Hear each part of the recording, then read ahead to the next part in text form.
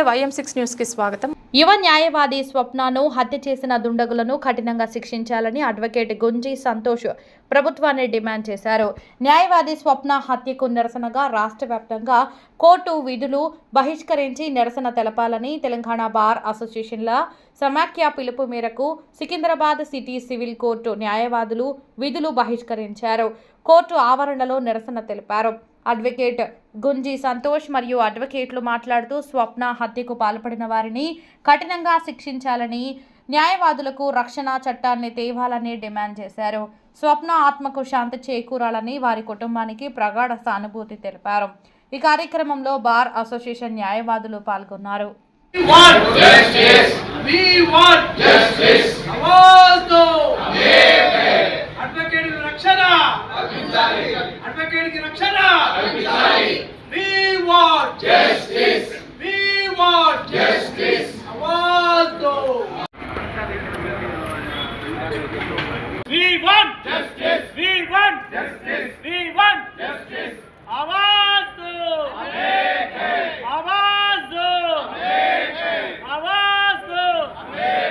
Lady executive from Secunderabad bar association. Sir actually మేము ఇంట్లో నుంచి కష్టపడి ఇంట్లో అన్ని రకరకాలైన ఇబ్బందులని ఫేస్ చేసుకొని ఇక్కడికి వచ్చి క్లయింట్స్కి మేము న్యాయం చేయడానికని వస్తాం సార్.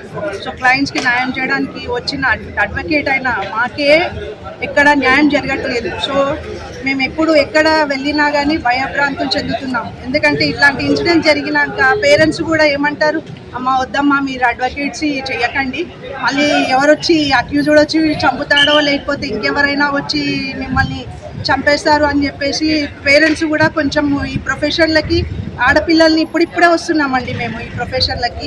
ఆ ధైర్యాన్ని మాకు అందరూ ఇవ్వాలని కోరుకుంటున్నాము. మేము ఎప్పటి నుంచో ఈ ప్రొటెక్షన్ యాక్ట్ కోసం ఎన్నో మేము ప్రోగ్రాంలు చేసాము. ఇట్లా ఎలా అయినా ప్రొటెక్షన్ యాక్ట్ ప్రతి వేరే స్టేట్లో ప్రొటెక్షన్ యాక్ట్ వచ్చింది, కానీ ఇంకా మన తెలంగాణలో ప్రొటెక్షన్ యాక్ట్ రాలేదు. అందరికీ ఇది ఒక విన్నపం సీఎం గారికి మరియు మా హైకోర్టు అడ్వకేట్స్కి, సీనియర్స్కి, జడ్జెస్కి.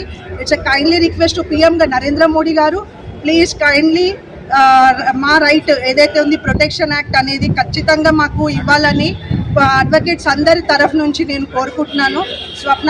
స్వప్న గారు మా హత్య వాళ్ళ సొంత అన్నయ్యనే ఆస్తి తగాదాల వల్ల తనని చంపడం అస్సలు చాలా బాధాకరం అనిపిస్తుంది. సొంత అన్న చెల్లెలని కాపాడాల్సిన అన్నయ్యనే ఆస్తి కోసం చంపడము, అది కూడా పొద్దున పూట తను వెళ్తూ ఉంటే. తను కూడా అడ్వకేటే. పోలీసులు ఏం చేస్తున్నారు అసలు? చేవెళ్ళ పోలీసులు ఆమెకి ప్రొటెక్షన్ ఇవ్వకపోవడం వల్లనే ఇలాంటి సంఘటన జరిగింది. సో మేమందరం అడ్వకేట్స్ అందరము తీవ్రంగా ఖండిస్తున్నాము ఈ మర్డర్ ఏదైతే జరిగిందో.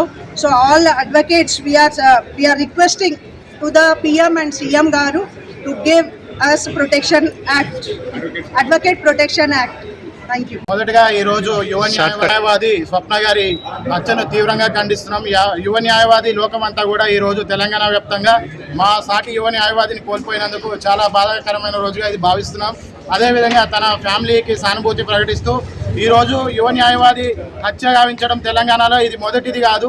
ఇలాంటి హత్యలు చాలా ఇది వరకు జరిగాయి. ఇదే బార్ అసోసియేషన్ మేము వచ్చిన కాడి నుంచి ఎన్నో ఇటువంటి ఖండన ప్రెస్ మీట్లు పెట్టడం జరిగింది. ఇది చివరిది కాదు, ఇది మొదటిది కాదు అన్నట్టు ఈ ప్రెస్ మీట్లు కొనసాగుతూనే ఉన్నాయి. అయినా కూడా ప్రభుత్వం నిమ్మకు నీరెత్తినట్టు అడ్వకేట్ల విషయంలో వ్యవహరిస్తుందని మనం చెప్పాలి. రేవంత్ రెడ్డి గారు ఒకరోజు ఈ రేవంత్ రెడ్డి గారు ఏ రోజైతే ఆ రోజు జైల్లో ఉన్నప్పుడు కూడా ఇదే న్యాయవాదులు అతని సైడ్ ఉండి అతన్ని బయటికి తీసుకొని వచ్చి ఈ రోజు ముఖ్యమంత్రిని చేయడం జరిగిందని చెప్పి మేము అతనికి మళ్ళీ గుర్తు చేస్తున్నాం. అటువంటి న్యాయవాది లేనప్పుడు ఏ పార్టీ కూడా ఏ నాయకుడు కూడా మనుగడ చెందలేడు. కాబట్టి మా న్యాయవాదులను బతికించాలి, మా న్యాయవాదుల రక్షణ చట్టం తీసుకొని రావాలని చెప్పేసి మేము డిమాండ్ చేస్తున్నాం. ఈ హత్య ఇక్కడితో చివరి న్యాయవాది హత్యగా అవ్వాలి. ఎవరైనా న్యాయవాది మీద చేయేస్తే మరుక్షణం అతను జైల్లో కూర్చునే విధంగా చట్టాలు తేవాలని చెప్పేసి మేము డిమాండ్ చేస్తూ న్యాయవాది స్వప్న ఆత్మకి శాంతి కూరాలని చెప్పి కోరుకుంటున్నాం.